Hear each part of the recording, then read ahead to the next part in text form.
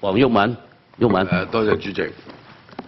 嗱，我第一個問題，我想問呢個即係審計處長嘅。嗱，呢個 IOC 報告咧就係特首即係委任一個獨立嘅委員會檢討委員會，其實就係佢唔係針對上一任嘅廉政專員嘅，不過事就由佢起，係咪？係咪？所以搞到我哋都周身痕係嘛？你又有個衡工量值報告，跟住立法會又有一個唔知咩委員會，我都有份係咪？跟住呢個 PAC， 跟住仲有個刑事調查，你都算巴閉啦，真係講下講係咪？就因為你老人家中意飲酒，亂咁嚟，搞到個個周身痕。要問佢個問題。呢個係我評論，你可以唔使擰，係咪？你擰頭得㗎啦 ，OK。嗱，我想問即係審計處長就係嗱，你睇咗個 IOC 報告，你自己嗰一份。即係60號報告書嘅第7章，關於呢個倡廉教育同埋爭取公眾支持、肅貪倡廉呢個部分，有關衡工量值裏邊講到佢飲烈酒啊，或者啲所謂酬酢有相關問題啊、外訪啊等等都有提到嘅。但係 IOC 嗰份報告咧，就似乎比你詳細得多。頭先你解釋咗啦，係咪？咁即係個原因我就唔想理啦。我係淨係想問你嘅，你有咩感想咧？有咩睇法咧？有冇啟發咧？對你呢份 IOC 報告，下次做啲相關嘅即係審計嘅時候，係咪有啲甩漏？唔係我要佢答㗎。佢答佢，但係佢感受係佢個人嘅感受。咪嚟咯。嘅。有冇啟發先啦？你可以有啲啟發喎，對我真係。你可以問佢睇法。公道啲講，主席。係。因為點解而家會出現咁大嘅出入咧？係咪？個原因就係我哋係背上佢嗰份報告啊嘛，我哋要俾佢對佢公道啲啊嘛，係嘛？有啲嘢我哋背熟啊，佢份報告我哋問唔到嘅，咁就唔係佢嘅責任啦。佢冇車大炮啦，但係如果佢車大炮，監你都坐啦嘛，係咪？喺宣誓下，即係講大話嘅話，係咪先？呢個一定要搞清楚嘅，公道啲。你唔好睇我咁樣疾言厲色，我而家係幫緊你啊，知唔知啊？好多謝你。你有咩啟發咧？請問係咪？好，Director。多謝主席。我哋喺呢個成個報告裏頭，主要嘅重點咧係睇佢嗰個社關處提供呢個倡廉教育嗰個成效嘅。咁社關處咧，我哋個報告裏頭，我哋都有描述咧，就係一年咧有1億5千萬嘅經費。咁主要嘅支出咧，係喺呢一方面提供呢個宣傳同埋教育嘅活動喺呢個倡廉呢方面。咁所以咧，我哋成個報告咧，主要嘅重點咧，其實就係睇下佢嗰個活動方面有啲咩成效咧咁。咁但係當然，我哋亦都睇到咧，喺我哋個過程裏頭咧，係睇幾份呢個喺呢個宣傳費用裏頭嘅活動。咁當其時咧，我哋睇到咧，其實有個考慮同埋討論，睇見呢兩個活動裏頭嘅費用咧，有3個考慮嘅。就係關於呢個廉署嗰個常規方面咧，佢嗰個對呢個酬酢方面係點樣處理，同埋點樣去監控。咁係雖然我哋睇咗2個大嘅活動咧，其實提出咗3個問題。常規清楚咁樣寫到咧，就係話佢嗰個酬酢咧係包括晒所有嘅支出，但係咧我哋睇到有啲項目咧，佢係喺即係唔同嘅時間同埋唔同嘅地方買嗰啲酒係點樣處理咧？佢就係同嗰個常規我哋嘅理解咧有啲出入嘅。另外一方面咧，亦都睇到就係佢哋唔同嘅地方食嘅甜品係點樣處理咧？咁亦都係同我哋一般嘅理解咧，亦都有啲出入。咁第3方面咧，就係個入帳方面啊，有啲帳目咧就係入咗去宣傳費用，即係我哋睇到嗰啲。亦都有啲咧係入咗呢個酬酢費嘅，咁係2方面。咁我哋亦都係同社關處嘅職員咧喺呢方面咧有一個討論。討論之後咧，我哋係唔認同佢哋嘅做法，所以咧喺我哋嘅報告裏頭咧，亦都係有一個建議，就係收緊呢個籌作嘅費用嗰個管制。咁我哋亦都睇過呢個獨立委員會嘅報告啦。咁獨立委員會其實睇咗幾百個籌作嘅活動。咁佢哋喺呢一方面，呢個籌作活動呢嗰個最後嗰個評論咧，其實咧同我哋睇咗兩份呢個大嘅活動嗰個結論咧，其實都係一致嘅。咁所以我哋覺得喺我哋嗰個衡工量值呢個審計嗰個過程裏頭咧，睇到嘅嘢咧，已經喺我哋個報告裏頭咧披露出嚟㗎啦。咁當然係帳委會同埋其他社會可以係繼續跟進呢啲問題，深入去探討。咁亦都係我哋今日討論嘅主點。嗱，多謝毓民嚇。係，你覺唔覺得即係嗱呢份報告裏邊佢都有即係就3個方面包括呢個所謂籌作、饋贈同埋外訪。咁喺即係閣下嗰份報告書裏邊第7章咧都有嘅，係咪？咁只不過抽樣又可能唔同啦，佢範圍比較闊啲啦。你嘅解釋就係、是，咁如果有啲相關嘅，佢嗰邊提出檢討嘅建議同你哋嘅建議咧，都係差唔多嘅。咁所以即係你做2個樣本同佢做200個樣本，基本上分別不大，可唔可以咁講咧？我諗係啱嘅。嗱，我唔再問你問題啦，因為我時間有限即係我只係想大家知道，即係話審計署嗰份報告咧，即係同呢個獨立調查委員會嗰個報告咧，嗰個檢討委員會嘅報告咧，基本上有關嘅內容咧，特別係我哋比較關注嘅地方咧，係有好多地方有唔同嘅，即係特別係我哋喺帳委會裏邊問嘅問題。咁所以今次先要嘥咁多時間，又嚟開呢個即係公開聆訊，係咪？即係我哋只係想尋找個真相，係咪？亦都要公道啲，係咪？不過阿湯生過去嘅公開聆訊，包括今日頭先答我哋2位同事嗰個即係態度咧，其實都冇乜分別嘅，因為佢都係一嚿雲，係咪？嗱，我想問阿湯生，你有冇仔細睇晒呢一份嘢咧 ？IRC 份報告，逐隻字睇晒咧？湯先生嚇，有嘅嚇，即係你睇晒啦。OK， 咁你認為呢份嘢佢講嘅嘢信唔信實咧？湯先生，我認為呢一個報告咧，唔係你答我是否信實 ？OK， 唔好嘥個時間。湯生或者你喺嗰度答咧，因為佢公開呢部報告有好多部分，等我講解釋，有好多部分冇喺度，所以你只係答咧呢個報告公開嘅嗰部分。另外一啲你唔需要答佢，嗰日嗰個係有啲另外唔同。主席，你俾佢答啦，好嘛？唔係對唔住，我毓民，我要解釋，因為我哋睇個報告裏邊報告咧，你問咗佢有冇睇到每一個字體裏邊有好多部分咧係黑咗嘅，所以咧佢唔可以答你，佢唔去講俾佢聽，我有個責任咁話翻俾佢聽。湯生你可以咁去答，好冇？以我睇到嘅部分咧，我認為呢個報告係基於唔係以往睇嘅報告，你或者睇到有黑字嘅報告，我哋睇唔到嘅。嗰你睇你要咁去答翻，我哋係而家係我哋手頭揸住嗰部分，你係咪每個字去睇咗，而係你覺得佢講嗰啲嘢係事實定？我睇到你睇到嘅係查咗嗰啲大家都睇唔到嘅，而家我淨係講呢份啫。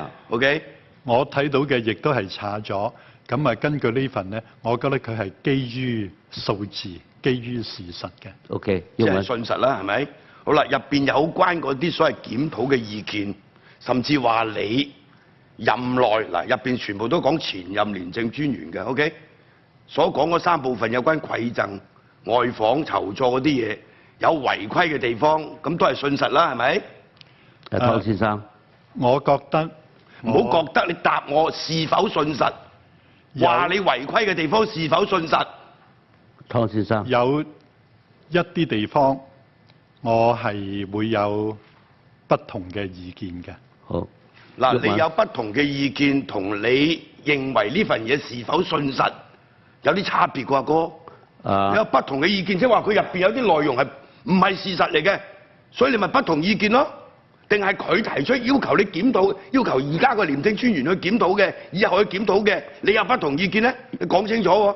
個事實你唔好有不同意見喎。毓民，你可唔可以俾少少時間佢？唔係，我講完先啦。你講完，主席啊，毓民嗱，你而家我哋今日咧，毓民，我唔係今日我哋唔係講呢個報告，我要講呢個報告帶入去，聽我講埋先得唔得？唔係我講你吹。係嘛？你唔可以咁去，唔係呢個唔係俾你去表演喺邊度喐緊，大家呢個有程序喺度。我哋呢個報告咧，就係而家我哋係同我哋去過往睇嘅事實係點情況，係從呢個我哋係衡工量值嘅角度睇，你唔可以話係要去好似詢問去問呢個報告。呢個報告我好簡單啫，係你拉長咗個時間。唔係我拉長時間。毓民，我有係問呢份報告，佢係咪認為信實？咁佢話信實。你再要，如果你講要報告，你聯繫翻點解同佢呢個？我梗係聯繫，我未講啊嘛，我等佢答咗我先聯繫到嘛。佢答咗你啦，佢答咗你，點解可以咁咧？你係要逼佢要講。嗱，佢答咗我主席，佢話有不同意見啊嘛，咁我要佢指出啲不同意見出嚟，咁點解唔啱咧？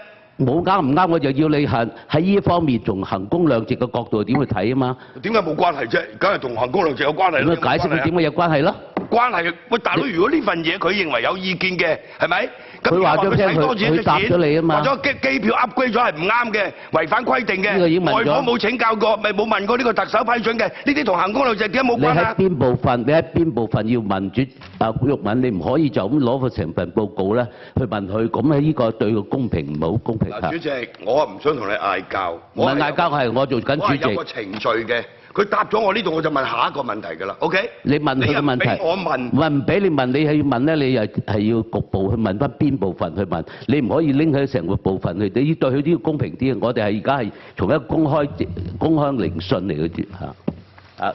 湯先生，係要係整體咁答我對呢個報告嘅睇法啦。我係認為第一，佢係基於事實。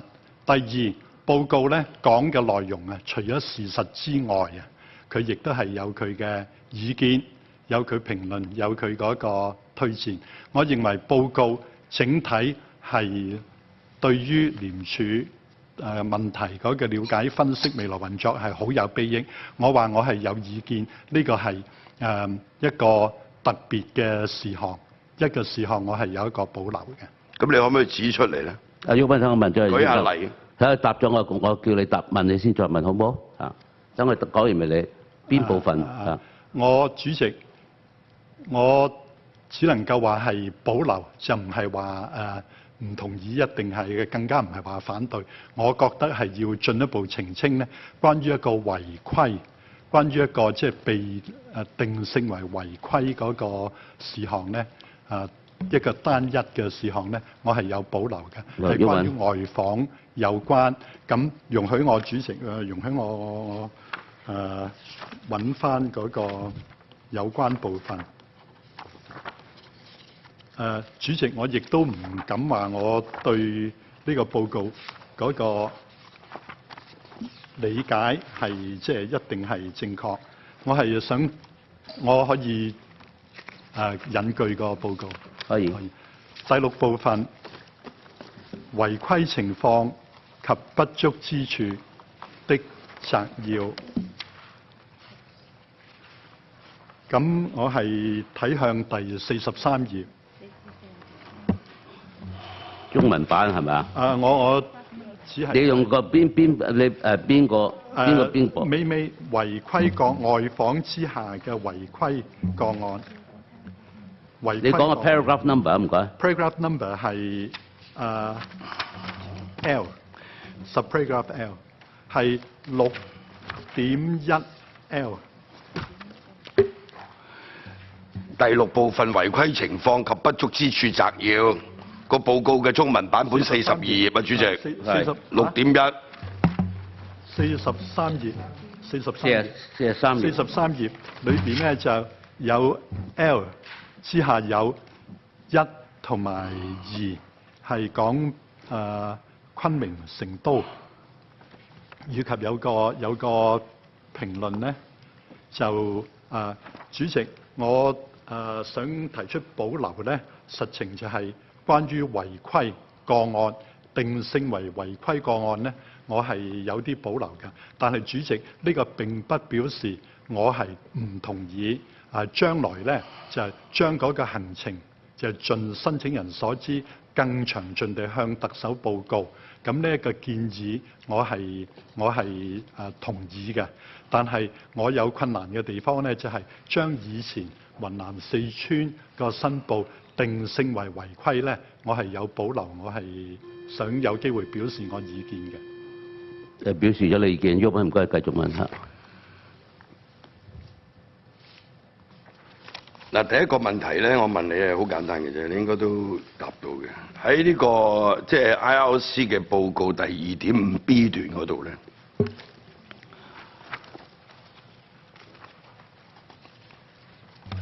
就提到咧，即係嗱，其實喺呢一個報告裏邊嗰個附件3裏邊都有講到嘅，就係一份叫做569號標準表格，唔係689，係569 ，OK？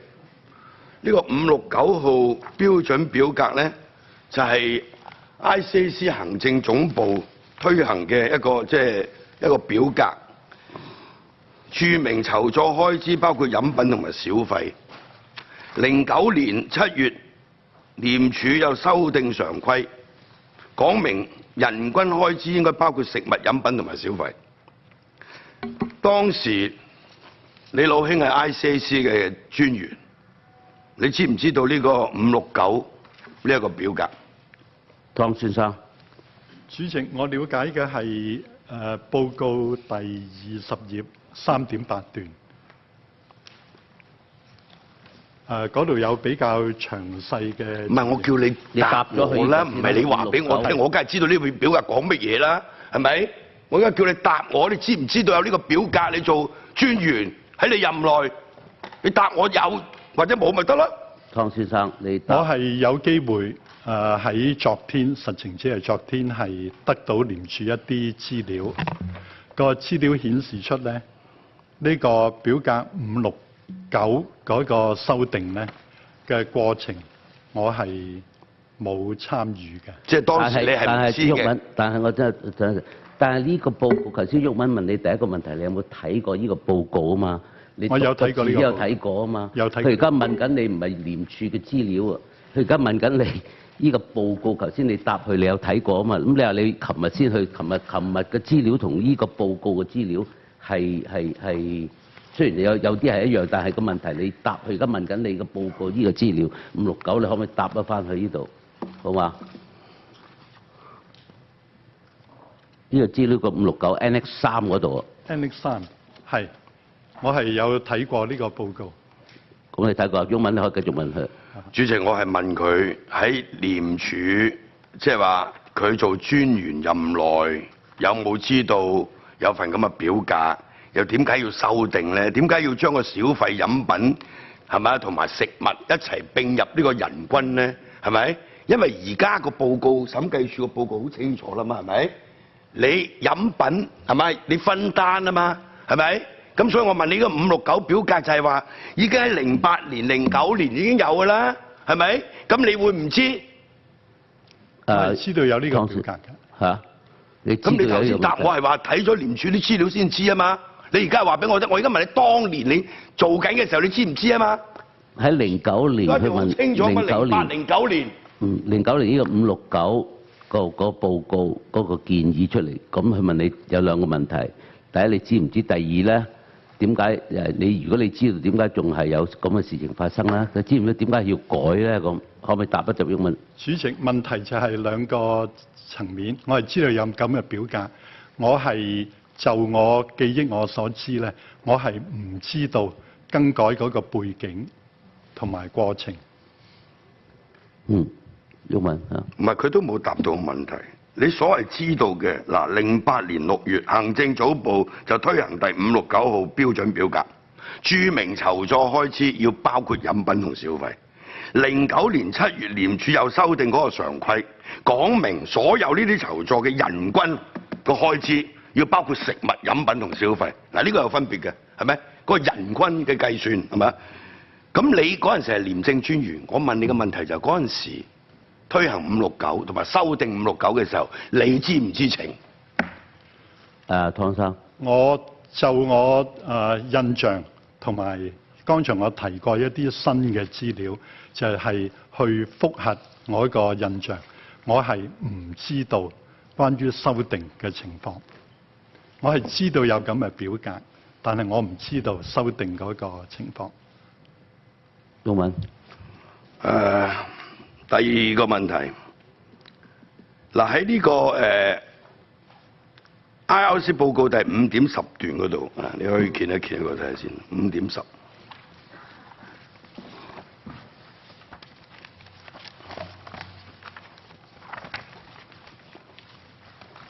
揾到未啊？5.10度。38頁。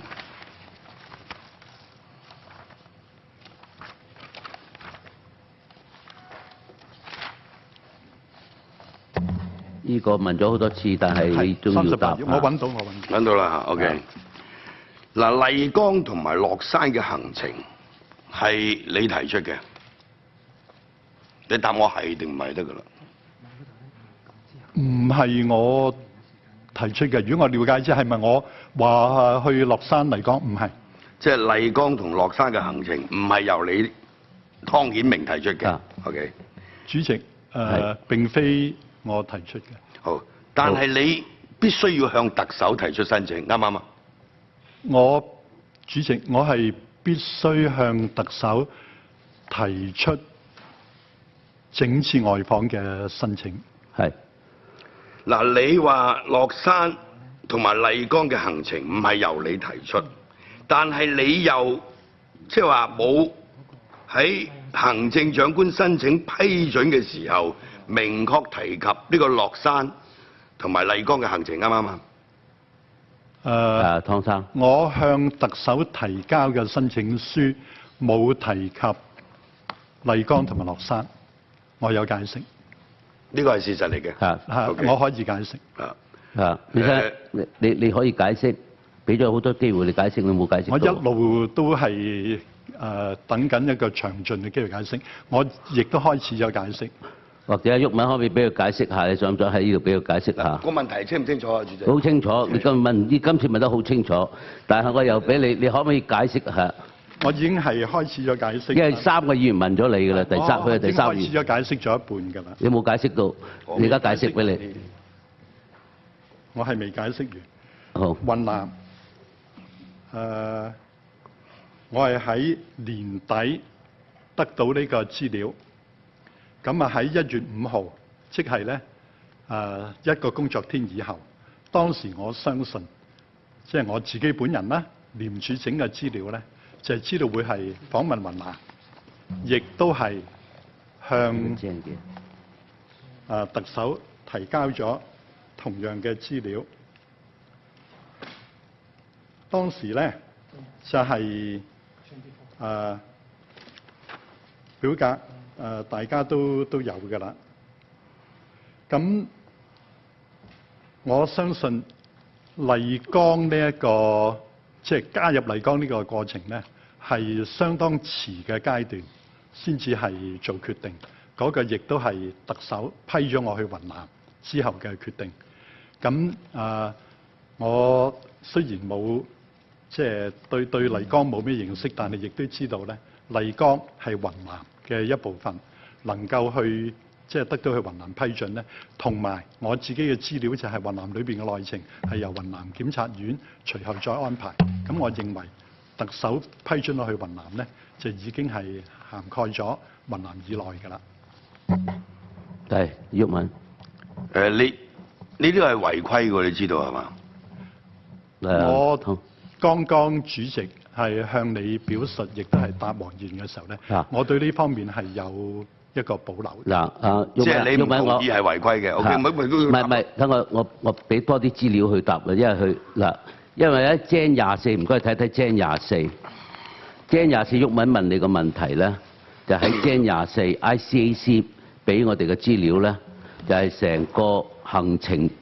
唔該你唔好喺24係喺呢個資料嗰度咧，喺我哋資料嗰度咧都有嘅。喺你呢個報告嗰個時間咧，你1月5號嗰陣時咧，已經咧就係向特首申請㗎啦。呢個 Gen 24咧行程咧有喺 Annex 8 Annex 8，你睇一睇啊嗱。頭先呢個毓民問你嗰個問題，嗰個特別呢個 IRC 報告嗰度咧，又係問呢個 ICAC 資料俾我哋，同埋嗰個 IRC 報告都係一樣嘅。但喺你1月5號嗰個期就係冇包括呢個啊嘛。咁你就解釋話呢個係事後做啊嘛。我清楚你要咁，因為3個議員問咗你，因為我坐喺度，我冚唪唥要了解到成個情況喺度咧，就帶翻你去行翻。咁你答咧好小心，因為 ICAC 咧俾我哋呢個資料你都有㗎，所以你唔好話你事後先知道佢哋事後做，佢哋唔係事後做㗎，唔會你睇睇 Annex 8好唔好啊？又好清楚佢幾時去麗江，朝頭早去做咩，晏晝做咩乜乜乜。我梗係向你解釋唔清楚。我提出嗰個睇法咧就係 Annex 8係附錄喺獨立委員會嗰個報告，但係呢個 Annex 8係整個行程完咗之後先至係重組重整嘅，唔係話行程之前出行之前我哋係冇咁嘅。秘書長可以或者去問問 ICAC 啦，可以 ICAC 問幾時呢份俾我哋呢 Annex 8嘅係幾時做嘅，或者Director 我哋你可唔可以幫手？你有冇睇過呢個行程表啊？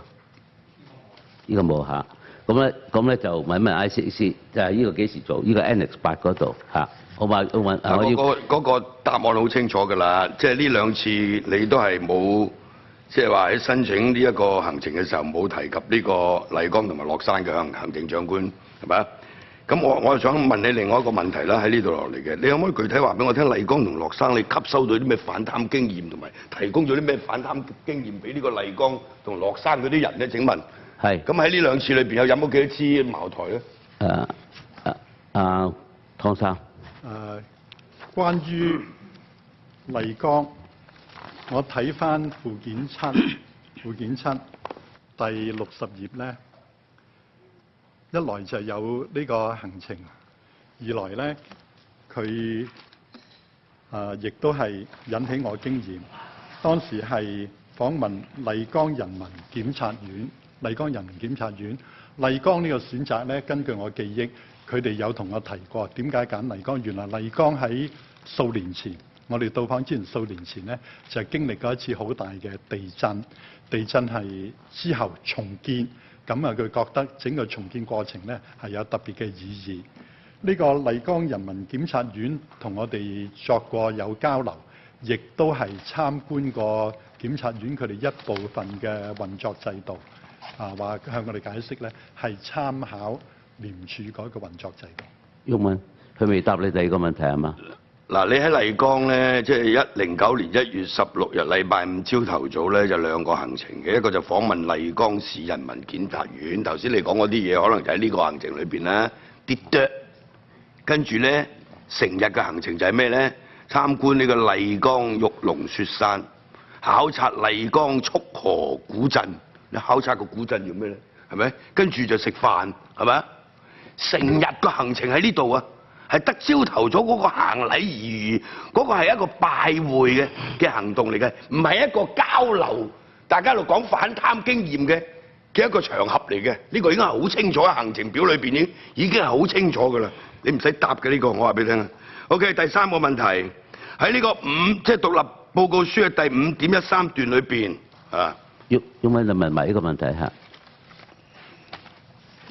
俾你搞一搞啫，唔係我仲有幾條嘅大佬。你想繼續請啦，聽日大把機會。有幾條問啦，問埋呢個5.13。佢揾到未啊？揾到。揾到，因為你動作比較緩慢啲啊嘛，係咪？2010年北京、成都、落山行，咁你有冇事前向行政長官要求批准提早2日嚟港？湯先生。關於去提早2日嚟港，獨立委員會嗰個報告話揾唔到個申請，咁係不能夠排除咧，係亦都係一次係忽略。咁呢個報告度有提到。即係點啊？我自己即係只能夠按照個報告嚟睇，因為當時做過每樣嘢點樣咧係記唔到嘅。嗱，好簡單，報告你話睇晒，喂，之前呢度又公開聆訊幾次，你又有個律師團隊，係咪？你都梗有人幫你㗎啦，包括你女友係咪？有咩理由？你而家話我係根據個報告書，你先 recall 翻個畫面出嚟，你講乜嘢啊？即係香港俾你管治搞呢個 ICC 做咗5年，真係人都癲，我話俾你聽。咁樣答問題，嘥我哋時間，基本上係。湯生，再問一次，嗰2日係咪全部時間喺北京？湯先生，你可以答佢嗰2日你係點嘅情況啦？嗰2日我係就我記憶係應該係喺北京嘅。應該係喺北京，即係可能有一日去咗天津，但係有一日係上晝去咗天津，晏晝仲喺北京，所以應該2日都喺北京，係咪咁咧？我而家問你係咪2日都喺北京提早離開香港呢一個團呢一個行程？你提早離開嗰2日係咪全部2日都喺北京？嗱，你先答咗佢，你有冇提早離開香港？我係有。第一個問題，第二個問題咧，嗰2日係咪喺北京？如果你喺北京做咩？如果你唔喺北京嘅，你嗰2日係做咗乜嘢？可唔可以講講？因為呢個都係牽涉公帑，佢問得佢係問得啱嘅啫。你答翻佢好冇？主席就報告亦都指出，嗰2日係私人嘅活動，就冇涉及到公帑，咁而即係即係提早2日去咧，係自己嗰個費用，亦都唔涉及其他嘅成員，唔涉及其他嘅團隊。咁我印象中係2日係喺北京嘅。至於議員亦都問我記唔記得當時係咪冇申請？我幾年前做申請呢一樣嘢咧，就做過咩嘢，唔做過咩嘢咧？我單憑記憶係記唔到。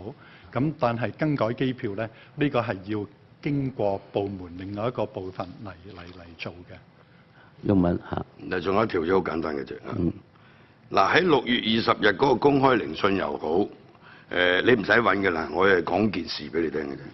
喺呢個RC 報告亦都好，現任嘅廉政專員白韞六2次佢都係答覆我哋又好，或者即係喺呢個獨立報告書裏邊所顯示嘅都好，廉政專員外訪獲得行政長官批准係一個實質嘅批准，而不是行禮如儀，係咪？呢個係現任嘅廉政專員嘅講法，呢個唔係行禮如儀嘅。譬如我哋會覺得可能喂你定咗個行程出嚟，或者你啲幕僚定咗行程出嚟要去邊度，跟住你行禮如儀，即係俾行政長官即係做一個即係所謂 approve 咁嘅啫，係咪？咁但係現任嘅廉政專員話俾我哋聽唔係嘅，呢個係一個實質嘅批准嚟嘅。OK， 你曾經4次喺行政長官批准前去訂機票。湯生，邊一個時間訂機票咧？嗰個我個人未必係涉及。訂機票係同事們，即係有另外一個，我相信即係可能係行政組別，可能係嗰個負責外訪嘅同事做。毓民問你，特首未批准，你就訂個機票，你訂機票，但係你唔可以唔知嘛？嗰個廉政公署係你係一哥嚟㗎嘛？你一個下低嗰啲未有批准，你就當咗佢哋可以跟住做，咁仲從歸到佢啲都完全冇規冇矩㗎咯喎！有你諗清楚啲先答好冇？主席，我覺得你提出嘅咧係2樣嘢咯。我有冇最終嘅行政責任咧？嗰個係有嘅，作為廉政專員，但係邊一次邊個時間係出機票呢啲咧？我日常做嘅事情都好多嘅。唔係啊，毓民問得好清楚啊！我知唔知？如果你要向特首申請，特首批准後，咁你你啲同事先可以執行你嘅工作啊嘛。即係我哋1、2、3，好冇？咁你而家咧，因為你都未向特首申請，未申請，佢已經做緊，咁係咪有呢個係邊個俾權去咁做？係咪你俾權去咁做咧？佢都未，你特首未批准，你就可以叫佢哋去做嗰啲嘢，或者佢自己決定去做，有冇咁係事實係乜嘢咧？實際毓民問得呢個問題，你要答佢㗎。係我答我只能夠即係講咧，因為亦都冇當時我同埋同事之間有冇咩接觸，嗰啲人完全冇知道。我相信呢個係協調唔好，我唔會特首未批准就會話即係決定咗一定係要去，因為係程序上係應該得到特首批准先至起行。若然訂機票係冇，即係我覺得訂機票若然係即係做一個保險。咁呢啲係同事們嘅決定，唔係我嘅。但係呢個係衡工量值嘅角度，但係如果特首萬一唔批准，係嗰4個情況批准咗，你知訂咗飛機票要罰錢㗎？你知道唔知道啊？根據個報告講，嗰4次咧係可能會要罰錢，但係當時我係唔知道嘅。好，毓民，我問完啦。